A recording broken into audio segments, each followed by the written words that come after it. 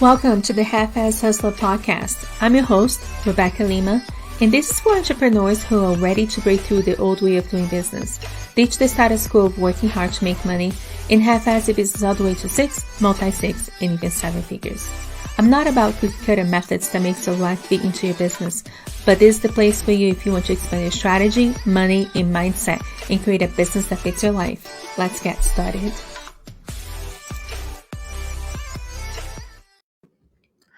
Hi, everyone. I want to have this powerful conversation with you about leaving people behind when it comes to business and the reason that you might be self-sabotaging and keeping yourself stuck in this place. But first, I want to start with a story. Many years ago, when my children were little, my husband had this opportunity to move out of state.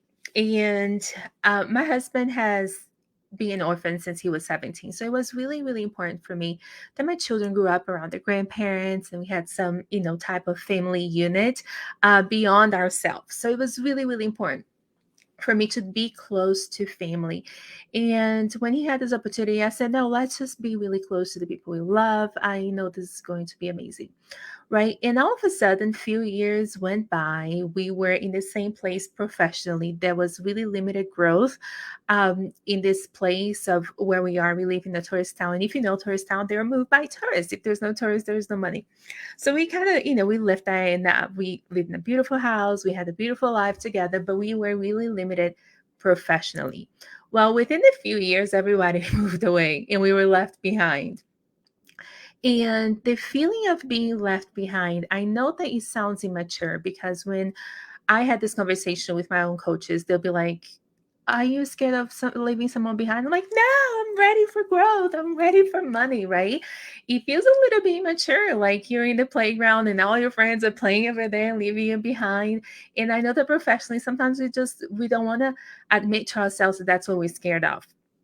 But studying this subject and going more in depth, I realized that our primal brain, in times, the caveman times when we were left behind, it had a lot to do with our mortality, right? Like the chances of you being alive when you were on your own and everybody, all the tribe left you, the chances that you'll be eaten by a tiger were extremely, extremely high if there was nobody really there to protect you. Not only that, talking about the whole socialization aspect, the same thing happened when you were the one leaving the tribe and going to try to make it in another place. So it's a really innate feeling of just like, yes, I'm leaving. I want more for myself and everybody that I know and love are over here in this little area, right? And then your own death, you could have been eaten by a tiger, you could have died of cold, there's so many things because the resources were really, really limited when you were there. So that's one aspect of it, of either leaving people behind or being left behind.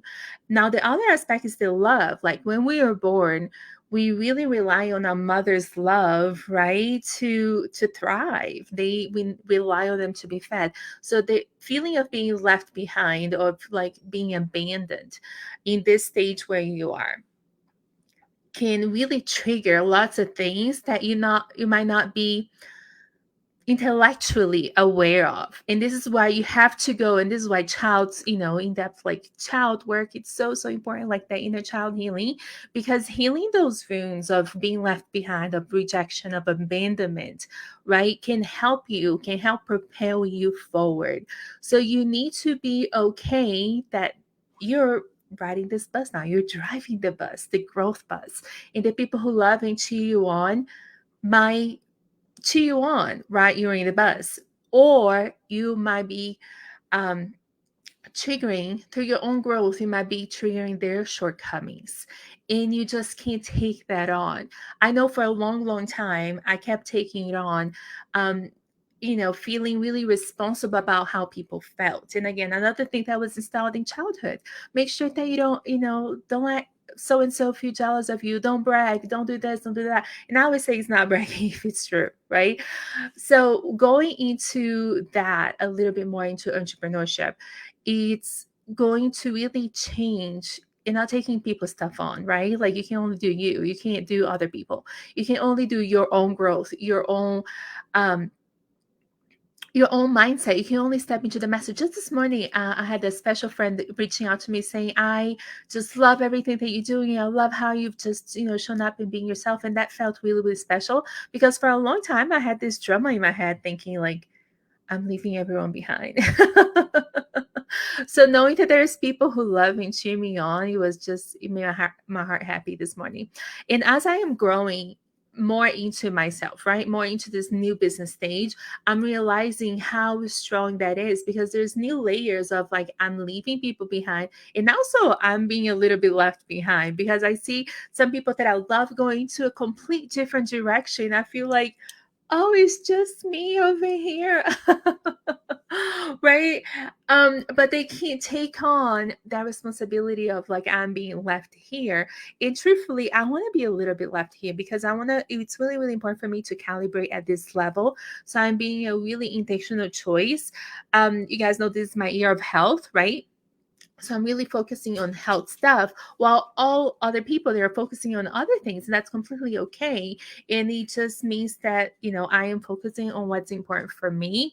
And sometimes we go through this slingshot season. If you don't know, this slingshot season is when you take a few steps back in order to prepare you forward. So that I'm intentionally doing this summer. I'm going to be spending this summer with my kids. I'm really, really excited because it's a little bit of a slingshot season. I'm taking a few step backs because I know it's going to propel me forward, right? The health aspect, when I feel better, I do better, I show up better. Again, if you know the vision integration method, you know exactly what I'm talking about. It's my method where you are a 360 human being and we approach your life through all facets of who you are, not just business. So going back into the subject of being left behind and leaving people behind, when you are in this space of where major growth, you might be triggering the people that you love, and they might see their own insecurities, they might own their own shortcomings, their own money mindset, and they're projecting that on you. And I think it's really, really important for you to just own who you are and own your growth and not feeling emotionally responsible for people's triggers, for their own lack mindset, or for anything like that. Now there's a really, really special way, and I think there's a gray area of say, this is me, I'm leaving behind, bye, see ya, right? And that's not me at all. I think that a broader conversation, in a growth minded conversation of, I'm really excited where I'm going. I would love to share with you my journey, and I'm completely okay whether you want to come with me or you want to stay here. Right? I think that that's more of like a growth projection, because I see a lot of people swinging the other way, saying, "This is me. If you're triggered to that, bye, see ya." The thing is, we are all triggered before we lean in, and after we lean in, we're like, "Oh, I get this now. I see how this goes," which is again a more of a growth-minded conversation. And if you're feeling left behind, I would encourage you to journal on it and talk about it with someone and just investigate, like, why am I feeling behind? What is about this season that I am in that I feel that I'm energetic match to, and I'm calibrating for this level right here before I can be propelled forward. And a magical thing that you can ask yourself is, how do I feel about this? Because we all want to be validated for our feelings, right? All of us, we want to be validated for our feelings. We want to be validated. There's nothing worse than when you like telling someone how you feel, like, you're crazy, right? That's when you go in crazy mode. Um, but we all want to be validated for our feelings. And I think that we don't do enough of this self validating.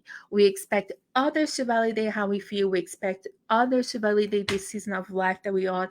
We expect others, right, to validate the financial stability that we're providing right now. We want to be validated through others. And what we don't do enough of is to validate. And I think that self-validating, through journaling, through really like, oh, I'm really feeling amazing with this right here today. And the second powerful question is, now that you validated your feelings, what do you want to do about it? Right? Okay, I'm validated that I'm feeling this space, that I'm feeling left behind. or that I'm leaving other people behind. Now, what am I going to do about it? Am I going to have this growth conversation with them? Am I going to continue doing me, right? And hope them catch up somehow, some way?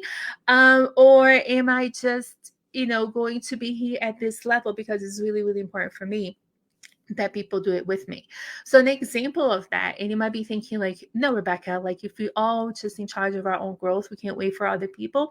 I want to you know, I want you to walk this through with me. It was really, really important. My husband's also an entrepreneur. It was really, really important for him to be in the arena with me, right? We have 2 little ones, and it's just me and him. Most of my family everybody's out in the East Coast. I'm right here in the Midwest, all by myself.